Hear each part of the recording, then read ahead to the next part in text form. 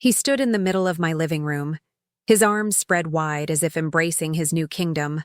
The house, my husband's masterpiece, the home we had built together, was now, he informed me, his. A loophole in the will, a clever corporate maneuver.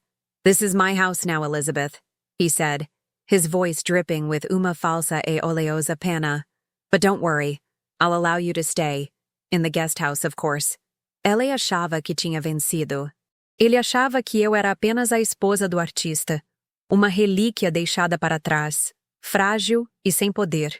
Ele não fazia ideia de que meu marido, um gênio da arquitetura, era também um homem de segredos, um homem que havia construído esta casa não apenas com vidro e aço, mas com um último e brilhante truque na manga. Então eu sorri, um sorriso genuíno e calmo. "A casa pode ser sua no papel, Richard", eu disse. "Mas você ainda não sabe quem é o dono das chaves." This is the story of a man who stole a house and a woman who was about to show him the difference between ownership and control. If you believe that the smartest designs have the most hidden features, subscribe now and hit the notification bell, because you are about to see a hostile takeover get permanently locked out. Part 1. The panoramic view from my living room in Sausalito was worth millions. A living, breathing mural of the San Francisco Bay, with the Golden Gate Bridge framed perfectly by the floor-to-ceiling windows. My husband, Michael, had designed this house around a single principle: to erase the line between inside and out, to live in the light. For the year since his death from a sudden illness, this house, his final and greatest work, had been my sanctuary, a fortress of memories that held the echo of his laughter in every sunbeam. Today, it had become my prison. Richard Thorne, my late husband's business partner, the man who had been the best man in Nosso Casamento, stood where Michael used to stand, his bulky frame a jarring, discordant note in the minimalist harmony of the room. He had just delivered the final, crushing blow of a slow, 6-month siege on my life. "It's a simple matter of corporate ownership, Ellie," he had explained, his voice a low, paternal rumble that was meant to sound reasonable, but was, in fact, the sound of my world collapsing. He explained that the house, which I had believed was ours, had technically been built and owned by a holding company, a legal entity Michael and he had created for their architectural firm. And upon Michael's death, his controlling interest in that company had, due to a complex and, I now realized, deliberately deceptive clause in their partnership agreement, reverted to the surviving partner, to Richard. "This is my house now, Elizabeth," he said, the words landing with the force of a physical blow. He walked over to the window, placing his hand on the cool, clean glass, a gesture of ownership that made me feel physically ill. "But don't worry," he continued, turning to me with a smile of such profound, oily pity that it took my breath away. "I'm not a monster. I'll allow you to stay. For a while. The guest house down by the gate is quite comfortable, I believe." He was evicting me from my own life, demoting me from the lady of the manor to a tenant on his new estate. He saw me as a relic, a piece of my husband's old life that needed to be managed, a sad, artistic widow who had never bothered with the unpleasant details of business. I just looked at him, my expression a carefully constructed mask of shocked, heartbroken fragility. I let him see the tears welling in my eyes. I let him believe he had broken me. I had spent a year drowning in grief, a passive, heartbroken ghost in my own home. But in that moment, as he stood there, preening in his stolen kingdom, the grief began to recede, replaced by a cold, quiet, and utterly familiar feeling. It was the feeling I used to get when Michael and I would work on a design, the quiet, intellectual thrill of a complex problem presenting itself. Richard thought the problem was solved. He had the deed. He had the law on his side. He had no idea that Michael, a man who loved puzzles and hated men like Richard, had built this house not just as a home, but as a fortress, with a final, brilliant, and completely invisible defense system. And I was the only person in the world who knew how to arm it. Part 2. My hidden power was not an illegal document or a secret bank account. It was embedded in the very walls around me. Michael was more than an architect. He was a genius of systems, a man who was obsessed with the idea of a living house, Our home was his final secret project, a prototype. On the surface, it was a masterpiece of Californian modernism. But beneath the beautiful facade, it was a complex integrated network, a smart house on a level that was a decade ahead of its time. Michael had designed and coded the entire proprietary operating system himself. He called it the lock. It controlled everything. Not just the lights and the temperature, but the locks, the windows, the security shutters, the water, the power. It was a completely autonomous, self-contained system, accessible only from a single hardwired terminal hidden in the house, and protected by a password that was a secret known only to 2 people in the world. He had designed it as the ultimate security system, a way to protect me, his beloved, slightly less tech-savvy wife, from the outside world. He had never imagined that the greatest threat would come from the inside.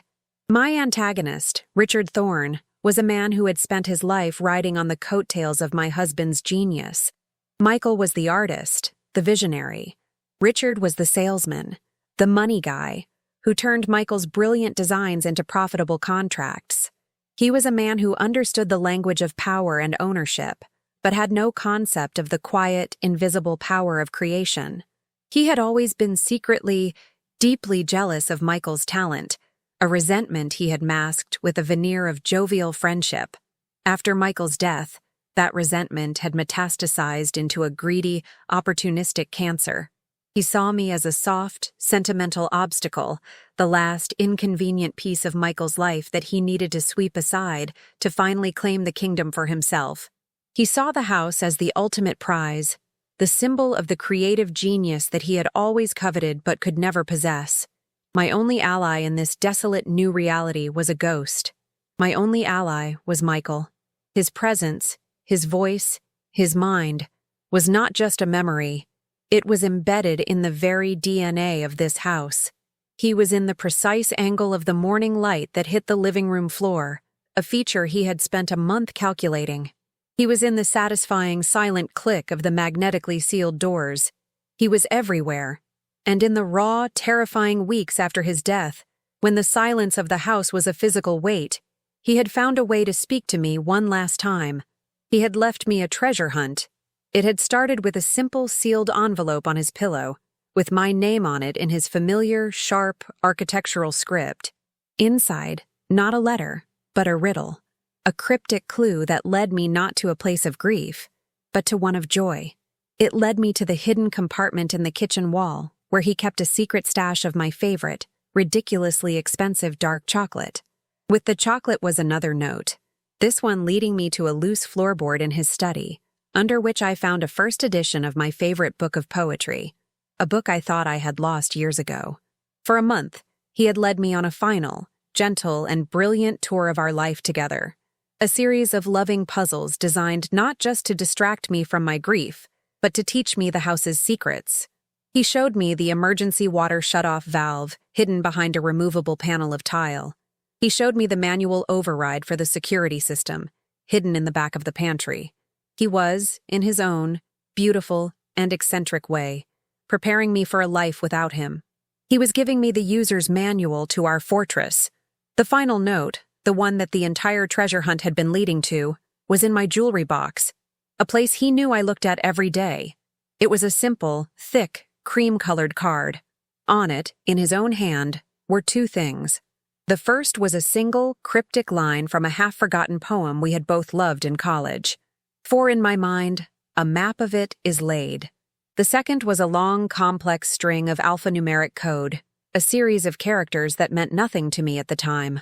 I had assumed it was a final, sentimental gesture, a last piece of his beautiful, incomprehensible mind. I had kept it, a sacred relic, a final, loving word from the man I loved. Now, standing in the ruins of my life, I understood. The map. The code. This was not a poem. This was the final key. This was the master password to the lock, to the house's central, hidden operating system. It was a gift from my brilliant, loving, and wonderfully, beautifully paranoid husband. He had built a fortress to protect me from the outside world. He had left me the keys, hidden in a language of our shared love. He had prepared me for a siege. and I was now about to use that gift not for the protection he had intended, but for a cold, hard, and deeply satisfying vengeance. Part 3. The conflict began the moment Richard left, his footsteps echoing with a triumphant finality on the polished concrete floors. He had given me a week to move my personal effects to the guest house. He thought he was being generous. He was, in fact, giving me the one thing I needed most: time. My smart plan was not an attack. It was a strategic, silent, and total lockdown. That night, after he was gone, I walked through the house, my fortress, and I began the arming sequence. The master terminal was not a sleek, modern tablet. It was hidden, a piece of architectural camouflage. It was a single, unmarked panel of Japanese ashwood in the back of my husband's closet, a panel that, when pressed in a specific sequence, would slide open to reveal a small, glowing touchscreen. I placed my hand on the screen. It flickered to life, asking for the password. I typed in the alphanumeric code from Michael's note. A new screen appeared, with a single stark question. What is the color of the sky? It was a trick question, a final, beautiful piece of my husband's playful genius. It was a reference to our first date, a foggy San Francisco afternoon where he had told me that the sky was not blue, but a million different colors at once. I smiled, a real, genuine smile for the first time in a week, and I typed the answer he was looking for. Which one? The screen flashed green. Administrator access granted. Welcome back, Ellie. The lock was now mine. A menu of options appeared, a list of every controllable system in the house. I could see the status of every door, every window, every light. The obstacle was the complexity of the system. I had to enact a plan that would not just lock him out, but would make the house itself an active, hostile agent against him. For the next 2 days, I did not grieve. I did not panic. I worked. I entered a state of pure intellectual and deeply satisfying focus, a state I had not inhabited since my final, grueling project at the firm. I was not just a widow anymore. I was a systems administrator, a ghost in the beautiful, complex machine Michael had built. His study became my command center. I brewed a pot of strong black coffee and I sat before the glowing master terminal, the user manual, his final set of notes, spread out beside me. The interface was minimalist, elegant, a work of pure intuitive genius. It was a digital blueprint of the house, a living, breathing schematic. My first command was an act of reclamation. I went into the user profiles. There were 2, Michael Architect, Administrator, and Ellie Muse, User. And a third, a temporary one I had created for Richard months ago, so he could show the house to a colleague, Richard, Guest. His permissions were limited, superficial, control of the lights, the media center, the things a guest would need. With a single, satisfying click, I selected his profile. A small, simple icon appeared. A trash can. I dragged his name, his digital ghost, to the trash. A confirmation box popped up. Permanently delete user Richard Guest?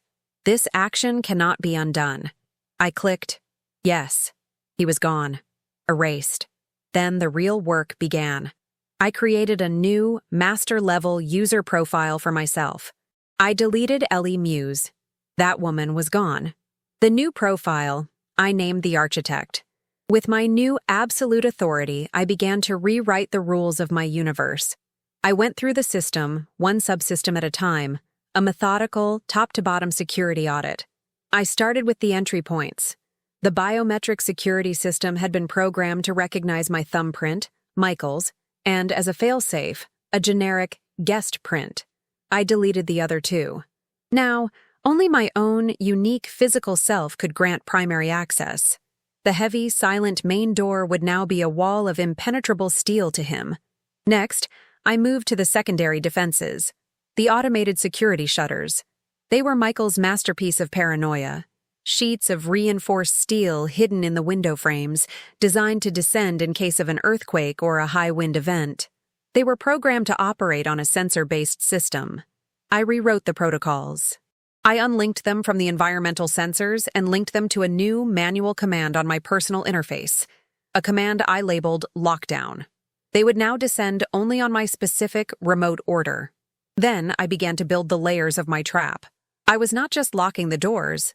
I was turning my beautiful, light-filled home into an impenetrable, inescapable, and utterly infuriating cage.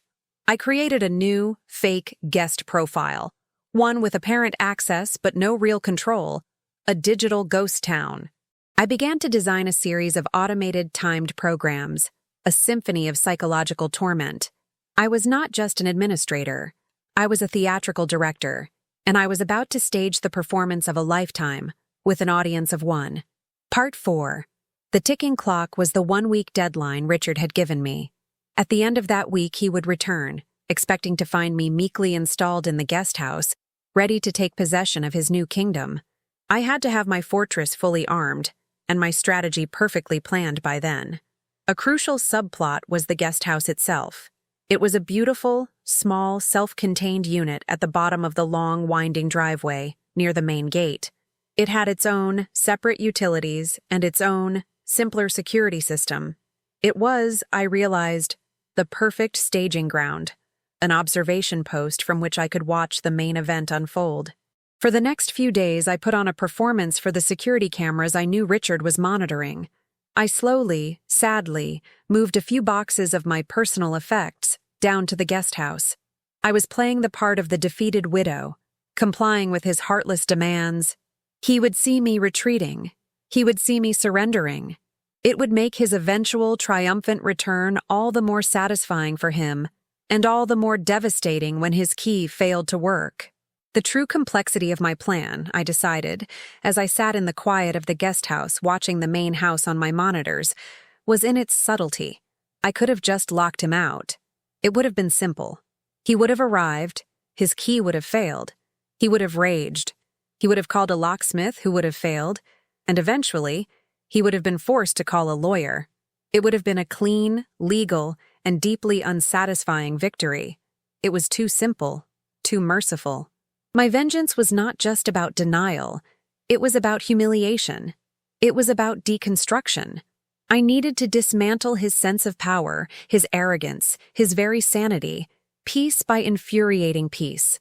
I needed to make him feel as small, as foolish, as powerless as he had made me feel as I sat in that vast empty living room, being demoted to the status of a tenant in my own life.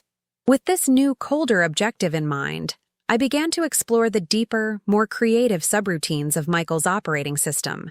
It was like exploring the mind of my husband himself. I found the sections he had built not for security, but for joy, for art.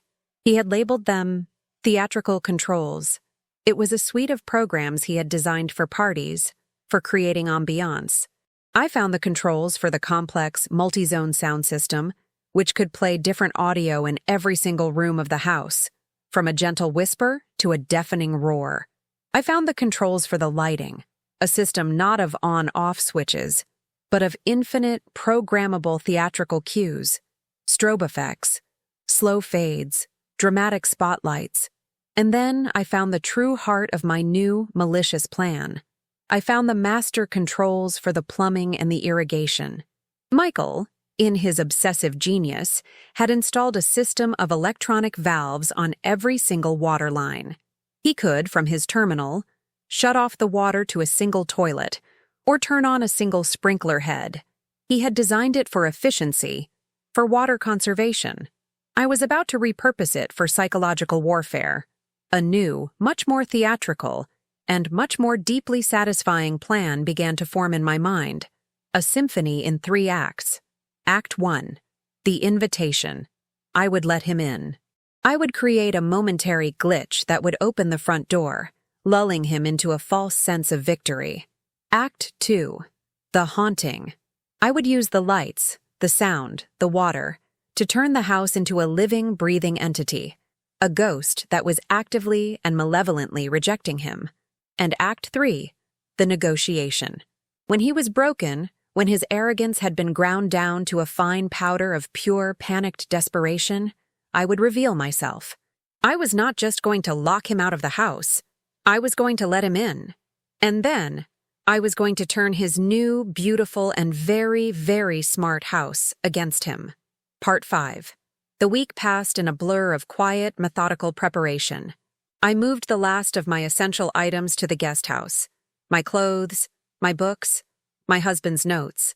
The main house, once a home, was now a stage.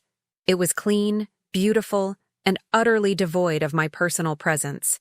It was a perfect, sterile trap. On the final day, I performed the last step of the arming sequence. From the master terminal in Michael's closet, I initiated a command called Ghost Protocol. It was a program Michael had designed in case of a major security breach. It did 2 things.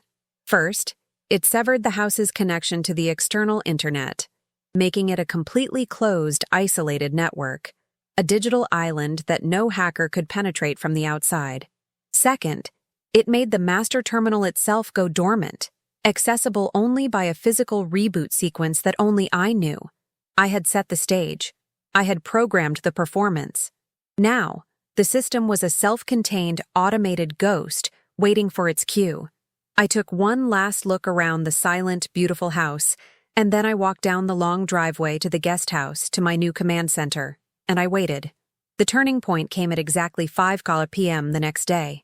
I watched on the guest house's security monitor as Richard's black Mercedes pulled up to the main gate.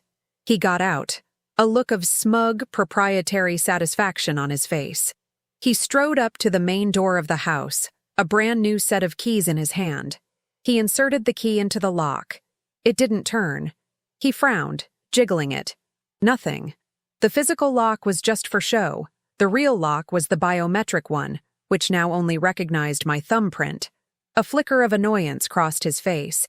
He pulled out his phone, no doubt to use the guest access app he had. The app, of course, no longer worked. He was locked out of his own house. From the command center of my guest house, I watched him on the high-resolution security monitor, a silent, black-and-white film of a man's arrogance beginning to curdle into rage. He paced back and forth on the Utah limestone of the front steps, a caged animal in a $1,000 suit. He tried his key again, then again, with more force, as if a simple piece of metal could defy the will of a magnetic lock. I saw him take out his phone, his face contorted in a mask of fury as he stabbed at the screen. He was trying the app, the useless guest app I had left as a digital ghost. Nothing. He put the phone to his ear, likely trying to call the security company or a locksmith. But the house's powerful signal jammer, a feature Michael had installed for his own privacy, was now in full effect. No calls in or out. He was in a dead zone of my own creation. He threw his head back and let out a silent, primal scream of pure frustration. I let him marinate in his own impotence for a full 10 minutes. I wanted him to feel it. The helplessness, the humiliation of being locked out, of being powerless. I wanted him to feel exactly what I had felt. This was the moment. The overture was complete. It was time for the first act of my little play. On the small duplicate terminal Michael had installed in the guest house, my finger hovered over a single custom-made command I had created. It was labeled simply, Invite. I took a sip of my tea, and I pressed it. On the screen, I watched as the massive 2-ton solid ash front door, a masterpiece of engineering, swung silently and smoothly inward with a soft hydraulic hiss. It was an impossibly elegant and deeply unnerving movement. Richard stopped his pacing mid-stride. He stared at the dark open maw of the doorway, his mouth slightly agape. I could see the wheels turning in his head. He wasn't thinking it was a trap. His ego was too big for that. He would see it as a glitch, a delayed response from the app, a final, grudging obedience from a machine he had temporarily failed to master. A look of confused relief, quickly replaced by his old, familiar arrogance, spread across his face. He smoothed his suit jacket, shot a final, irritated look at the sky as if blaming the universe for his inconvenience, and then he walked inside. The moment his second foot cleared the threshold, I initiated the next command. Welcome. The heavy door swung silently shut behind him, the magnetic lock engaging with a soft, final, and utterly inescapable click. He was in. The house now had him. I leaned back in my chair, a slow, cold smile spreading across my face. The vengeance was not in locking him out. It was in letting him in, and then locking him in. The power dynamic, in that quiet, hydraulic hiss, had just been completely and irrevocably reversed. He was no longer the king of the castle. He was the rat in my very, very smart trap. Part 6. The immediate consequence for Richard was a dawning, creeping sense that something was terribly wrong. I watched on the internal security cameras, a silent, all-seeing God in my guesthouse command center. He walked through the house, his initial triumph fading as he noticed the subtle wrongness of it all. The lights, which were supposed to turn on automatically as he entered a room, remained stubbornly off. He tried the manual switches. Nothing. I had disabled them. He was walking through his new multi-million-dollar house in the gathering twilight, a house that was refusing to obey him. The repercussions began an hour later. This was Act 2 of my performance. I initiated the evening cycle program I had written. Suddenly, the house came to life. The state-of-the-art sound system, which was embedded in the walls of every room, roared to life, not with classical music, but with a single, endlessly looping recording of my late husband, Michael, whistling. It was a tuneless, slightly annoying whistle, a habit he had when he was deep in thought. It was a sound that was intimately, and for Richard, I knew, infuriatingly familiar. At the same time, the garden irrigation system, which I had rerouted, turned on. But instead of watering the plants, a series of high-powered sprinkler heads, which I had aimed directly at the floor-to-ceiling glass walls, began to spray the entire house with a relentless, percussive torrent of water. His reaction was a beautiful, chaotic symphony of unraveling, and I, from my guesthouse command center, had the conductor's baton. I watched on the grid of security cameras as he first tried to assert his dominance over the house. He strode into the living room, a space now bathed in the deep, gathering shadows of the late afternoon, and slapped at the light switch. Nothing. He tried it again. And again. The dead, unresponsive click was the first note in my composition of his defeat. I watched him move to the kitchen, his confident stride now a little less certain. He tried the lights there. Nothing. He went to the sink and turned the faucet. Not a single drop of water. I had closed the main valve. He let out a short, barking laugh of pure, frustrated disbelief. He still thought this was a glitch, a power outage. He pulled out his phone to call for help. I watched as the 5 bars of service at the top of his screen flickered and died, the signal jammer doing its silent, beautiful work. The confusion on his face was beginning to curdle into a real, tangible anxiety. It was at that moment, as he stood in the dead, silent kitchen, that I initiated Act 2. I pressed the command I had labeled the ghost. It started quietly. From the high-fidelity, invisible speakers embedded in the living room walls, a single familiar sound began to play, softly at first, then growing in volume. My late husband, Michael, whistling. It wasn't a melody. It was the tuneless, slightly off-key and deeply idiosyncratic whistle he would make when he was sketching, a sound that had been the background music to our entire life together. A sound Richard, his business partner, had heard 1,000 times. A sound I knew he had always secretly found irritating. I watched on the camera as his head snapped up, a look of pure, bewildered shock on his face. He walked back into the living room, turning in a slow circle, trying to find the source of the sound that was now echoing through the cavernous, darkening space. Then, the second part of the program engaged, the irrigation system. But the water was not for the garden. I had meticulously, over the past week, re-aimed a dozen high-pressure sprinkler heads directly at the floor-to-ceiling glass walls of the living room. With a sudden, percussive roar, a wall of water slammed against the glass, again and again, the rhythmic, relentless pounding like a torrential, localized rainstorm. He jumped back, a startled cry escaping his lips. He was now trapped in a dim, echoing room, haunted by a dead man's whistle, while a violent, artificial storm raged just inches from his face. His reaction was exactly what I had hoped for. The architect of my ruin, the man of cool, calculated control, broke. He ran. I watched on the cameras as he sprinted to the massive solid ash front door, pulling on the handle. It did not budge. The magnetic lock was absolute. He turned and ran through the house, his footsteps echoing to the sliding glass doors in the back that led to the patio. They, too, were sealed. He began to pound on the glass with his fists, his face a mask of pure, impotent rage. He couldn't turn off the whistling.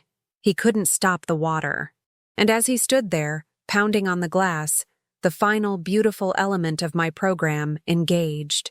With a low, almost silent hum, the heavy hurricane-proof steel security shutters, the ones hidden in the walls, began to descend, one by one, sealing every window and every door. He was no longer in a house. He was in a vault, completely and utterly trapped in his glass box, a box that was now filled with the very loud, very angry ghost of the man he had betrayed. Part 7. My growth in this phase of the story was in the rediscovery of my own sense of play, of my husband's own mischievous genius. The challenge was not just to punish Richard, but to do it in a way that Michael would have appreciated. This was not just a vengeance. It was a work of performance art, a final collaborative project between me and my late husband. My transformation was from a grieving widow into a joyful and slightly malevolent trickster god. For the next 12 hours, I put Richard through a carefully orchestrated, psychologically devastating hell. When the whistling finally stopped, the house's lighting system, which I had programmed with a series of complex theatrical cues, came to life. Strobing lights, sudden plunging darkness, a single dramatic spotlight that would follow him from room to room. I would let him sit in silence for an hour, lulling him into a false sense of security, and then the sound system would erupt with a single deafening blast of opera. I overcame the last vestiges of my own sense of victimhood not with quiet reflection, but by embracing the sheer creative and darkly comedic absurdity of my newfound power. I was not just a woman who had been wronged. I was a performance artist with a new, very interactive, and very captive medium. The house was my canvas, the smart home system was my palette, and Richard's slow, agonizing descent into madness was my masterpiece. I made his world an inescapable, personally tailored hell. After the initial shock of the lockdown, I let him stew in the whistling darkness for a full, disorienting hour. Then, I began the second movement of my symphony. I had found a subroutine in Michael's code labeled interrogation, a dramatic lighting sequence he had designed as a joke. I activated it. Suddenly, a single, harsh, brilliant spotlight snapped on from the ceiling, pinning Richard in its glare. As he stumbled away from it, the light followed him, a silent, digital eye from which he could not hide. The other lights in the house remained off. For the next 2 hours, he was the sole, unwilling actor on a dark stage, his every panicked movement tracked by a single, accusatory beam of light. When I judged that his nerves were sufficiently frayed, I moved on to the auditory phase. The whistling stopped. It was replaced by something far more insidious. I had uploaded our entire library of old digital home movies to the house's media server. At 2:00 a.m., the massive 80-inch television in the living room roared to life at full, deafening volume. It was a video of Michael's 50th birthday party. There he was, young, vibrant, and laughing, surrounded by friends. There was I, younger, happier. And there, in the background of a shot, raising a glass of champagne and a toast, was Richard himself, his face a mask of jovial friendship. I made it loop. For an hour, he was forced to watch a ghostly celebration from a life he had destroyed, the sound of my and Michael's shared laughter echoing through the dark, empty house like an accusation. I gave him no rest. I began to play with the plumbing, a system I could control with the precision of a surgeon. I would shut off the water to the toilets, but then, at random, unpredictable intervals, the shower in the master bathroom would turn on, the water blasting at a scalding 140 degrees, filling the upstairs with a thick, ominous steam. Just as the steam would begin to clear, the shower would shut off, and a single faucet in the kitchen would turn on. A maddening, slow, deliberate drip, drip, drip, in the echoing silence. I was not just haunting him with my husband's ghost. I was dismantling his sanity, one smart device at a time, using the very luxury and convenience of the house as my instruments of torture. Part 8. By the next morning, I could see on the cameras that he was broken. He was sitting on the floor in the middle of the dark, silent living room, a rumpled, unshaven, and utterly defeated man. He had tried to break a window, but the reinforced, shatterproof glass had merely shuttered. He had no cell service. The house was a Faraday cage. He was completely and finally at my mercy. Com certeza. Você está absolutamente correto. A parte 8, a preparação para a rendição, precisa ser expandida para mostrar a transição da tortura para a estratégia final. A criação do documento e a preparação para a reunião são cruciais e foram muito resumidas. Vou reescrever e expandir a parte 8 inteira. Vou desacelerar o tempo, detalhando o estado mental de Richard após a noite de tormento e o processo de pensamento de Ellie, enquanto ela prepara a fase final de seu plano, garantindo que atinjamos nossa meta de palavras e construamos a tensão para a confrontação final. As the first pale light of dawn began to filter through the cracks in the steel security shutters, I knew the time for chaos was over. The purpose of the night's psychological torment was not the torment itself. It was a strategic softening of the target. It was the architectural equivalent of demolition charges, placed precisely to weaken the structural integrity of his arrogance before the final controlled implosion. On my monitors, I watched him. He was no longer the raging, defiant king.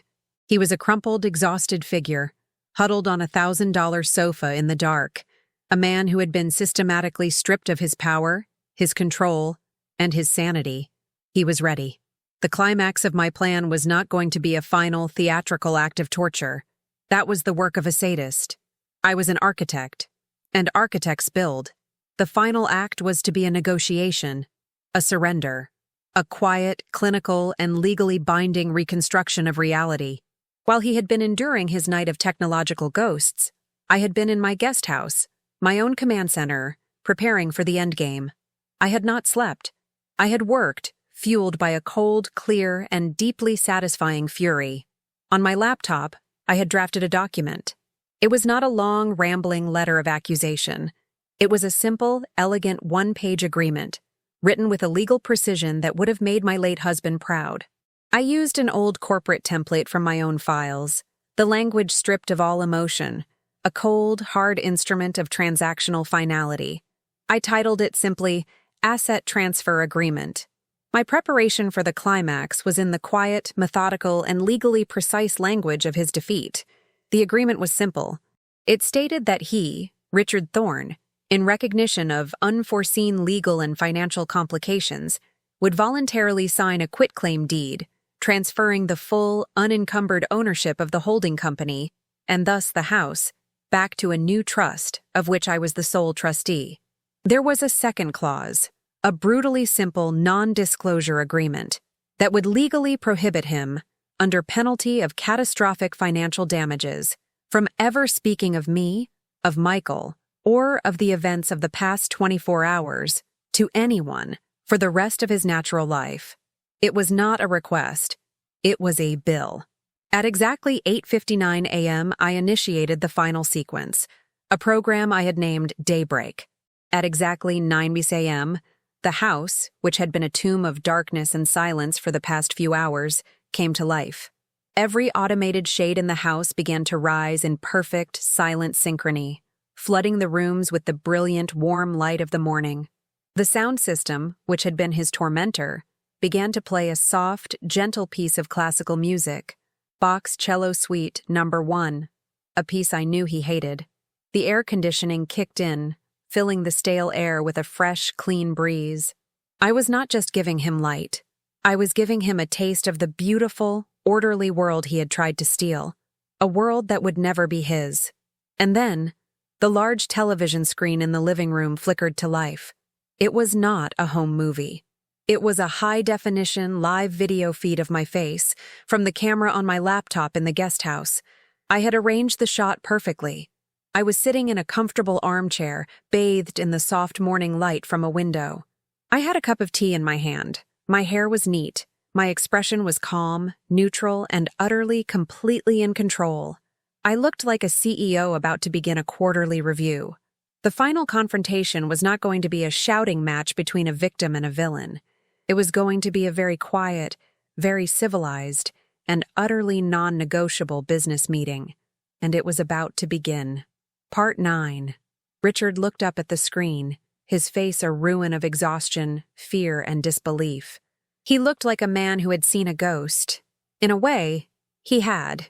"Hello, Richard," I said, my voice calm, pleasant, and amplified through the house's sound system. "Did you have a restful night?" He just stared, his mouth opening and closing silently, like a fish. He was broken. The arrogant, powerful man who had condescendingly offered me his guest house was a shattered, pathetic creature, and I was his god. I had spent the night watching him unravel, my grief and anger slowly but surely being replaced by a cold, satisfying, and deeply clarifying sense of power. The vengeance was almost complete. Now, for the terms of his surrender. "I believe you have something that belongs to me," I continued, my voice still light and conversational. "Or rather, something that you thought belonged to you. We're going to rectify that this morning." As I spoke, a thin, almost invisible slot in the wall beside the fireplace slid open, and a single, neatly printed piece of paper emerged and fluttered to the floor. "Please pick up that document, Richard." He scrambled to his feet, his movements clumsy with exhaustion, and picked it up. The climax was not in his torment. It was in this quiet, civilized, and utterly brutal negotiation. "What you are holding," I explained, as he stared at the paper with uncomprehending eyes, "is a quitclaim deed. It is a legal document that will transfer the full, unencumbered ownership of this holding company, and thus this house, back to a new trust, of which I am the sole trustee. You will also notice a second clause, a non-disclosure agreement, which legally prohibits you from ever speaking of me, of my husband, or of the events of the past 24 hours to anyone for the rest of your life. There is a pen on the mantelpiece. You are going to sign it." He looked up from the paper, his eyes locking with my image on the screen. For a moment, I saw a flicker of his old, defiant arrogance return, a last dying ember of the man who had stood in this same room just a day before, convinced of his own omnipotence. "And if I don't?" he asked, his voice a hoarse, gravelly croak, an attempt at a challenge that came out as a pathetic plea. I did not answer immediately. I took a slow, deliberate sip of my tea, the small, civilized sound of the cup meeting the saucer amplified by the house's sound system. I let the silence stretch, letting him sit in the full, crushing weight of his own powerlessness. "If you don't," I finally said, and my voice, when it came, had lost all of its warmth, all of its civilized tone. It was as cold, as hard, and as unyielding as the steel shutters that had been his prison. Then the program I ran last night, the haunting, as my husband so whimsically named it, it was just the overture, a test run. If you don't sign, I will initiate ghost protocol, and you will learn the difference between a haunting and an exorcism. The doors, I explained, my voice a calm, clinical, and terrifyingly reasonable monotone, will remain locked. The shutters will remain down. The house will go dark again. The water, which I know you must be craving by now, will remain off. The whistling will return, though I've found a new recording for the main loop, a particularly bombastic Wagner opera. It's much, much louder. It will play, on a continuous 24-hour cycle, at a volume just below the threshold of permanent hearing damage. I paused, letting him imagine the sound. "The police will not be called, Richard. I will not make that mistake. Your car is in the garage. Your phone is with you. As far as the world is concerned, you simply left. You drove away. No one knows you are here." I leaned forward, my face filling the screen, my eyes boring into his. "You will be an architectural ghost, Richard. A sad, little, inconvenient secret, buried alive in the walls of my beautiful house. How long do you think you can last? 2 days? 3? before the thirst and the noise and the darkness break you. And when you do finally break, when you are finally begging for it to stop, I will slide that same piece of paper under the door, and you will sign it. The only difference will be your state of mind. So, the choice is yours. You can sign it now, as a defeated but still human man, and you can walk out that door. Or you can sign it in 3 days, as a broken, whimpering animal, but you will sign it. The vengeance was in the quiet, absolute, and utterly inescapable finality of his choice. It was not a negotiation. It was the presentation of a solved equation. He was not just signing away a house. He was signing away his pride, his power, his entire pathetic and short-lived victory. He looked from my unblinking face on the screen to the pen on the mantelpiece, and I saw the last ember of his defiance flicker and die. He had been completely and totally outdesigned. Part 10.